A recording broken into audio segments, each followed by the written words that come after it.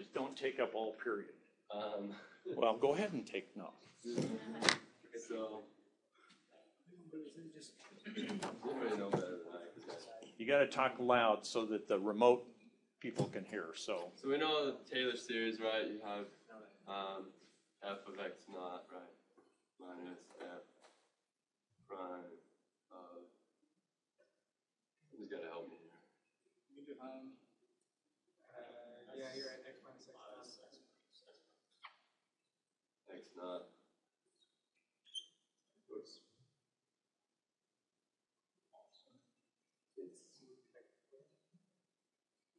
Give me one factorial. All right, so then it keeps going on. So the way that we can solve for the derivative, essential, I guess this is the forward difference derivative. yeah, you want me to I'm help? taking too long. You want me to help? Yeah, I'm not good on the spot. Okay. Sorry. Sorry, guys. I didn't want. I saw a hand go up pretty quick, so I thought I would say you failed us.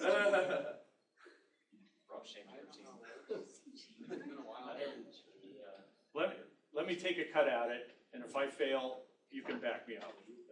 Okay. So, with difference derivatives, forward, backward, central, doesn't matter. What we're chasing is basically the slope. Okay? We're trying to figure out a point to the right. If we're doing central, we're trying to figure out a point to the right, its y value.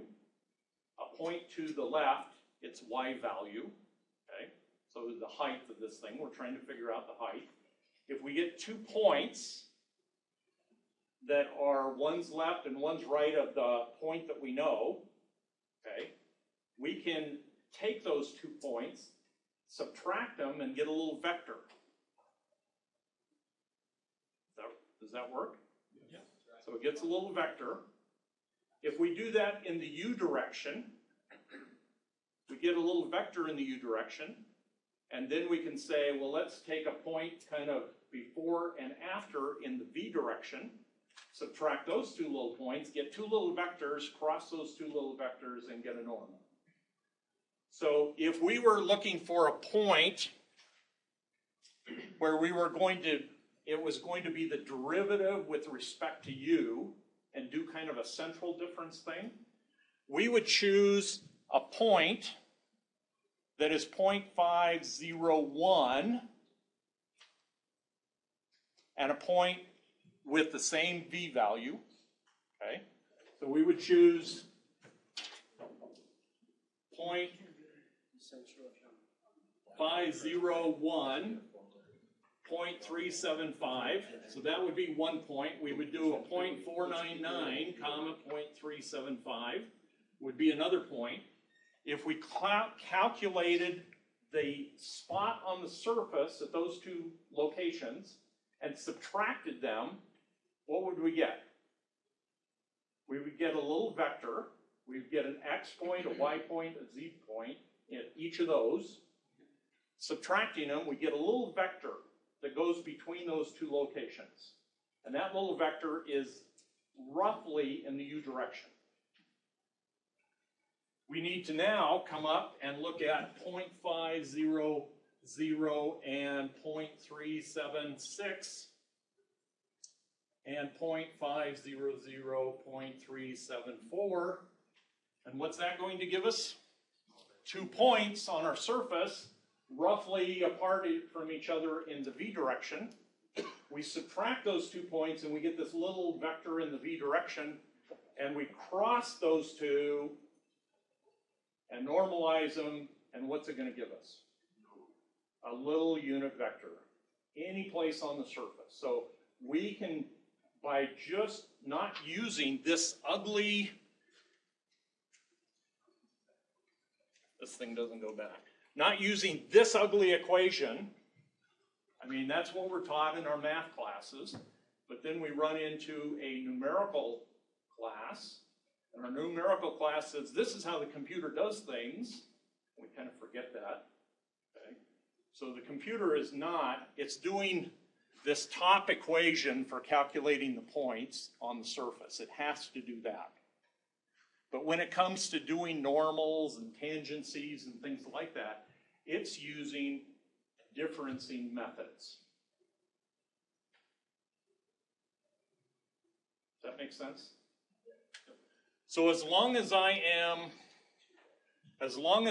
out here on the surface someplace, it's using a central difference derivative. What happens if I click on this front curve someplace in the middle? What is the computer going to do? So in the U direction, it's going to be still central, right? It can go left and right on this curve. But it has to do some type of forward difference derivative in the V direction. Does that make sense? Is there a difference between forward and backwards in respect to like three-dimensional geometry? Because, you know, twisted forward becomes backward. So is there It's called, there's not really a difference. Okay. It's really in terms of The origin. the origin, it's in terms of how it's setting up. What is the first curve, what is the last curve? Okay. So this one would be considered a forward difference in the V direction. If we click back here on the second curve, it's going to do central in the U, but it's going to do a backwards difference derivative, usually a 2-point backwards because it's wanting to be of similar order, similar accuracy as to the central. Okay? So the BYU students, if you think back to, what is it, 373? If the remote students think back to their numerical methods class, all of a sudden it becomes kind of logical how the computer does normals, tangencies, things like that. Okay? And curvature and change in curvature, they have much uglier formulas than this normal formula. We could write them down if we could remember the algebra, the calculus, or whatever that we were taught. We could write that down and that would be an accurate way to do it. But the CAD system doesn't do it that way. It does it numerically. Okay. So coming up on the midterm, if you're asked to compute one of these things, how are you going to do it?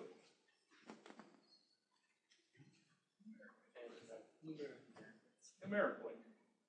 Well, now those, the corner points, you're going to do it just by crossing vectors, right? Vectors that sit there. If you're doing something out in the middle and we ask you to do that, you will compute an XYZ for a forward point, an XYZ for a backwards point, subtract the two, do that the other direction, cross them. It's a pretty straightforward mathematical exercise.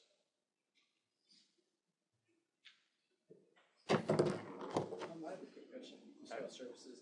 How do we know we're times our Bezier curve by the V direction? Was that usually simple? Like this one, it was 1 minus V and V that we times them by.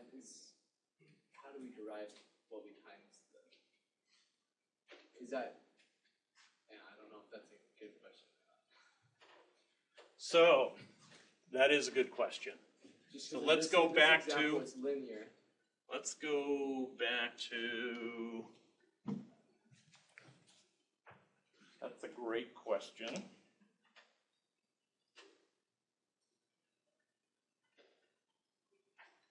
Oops, not that far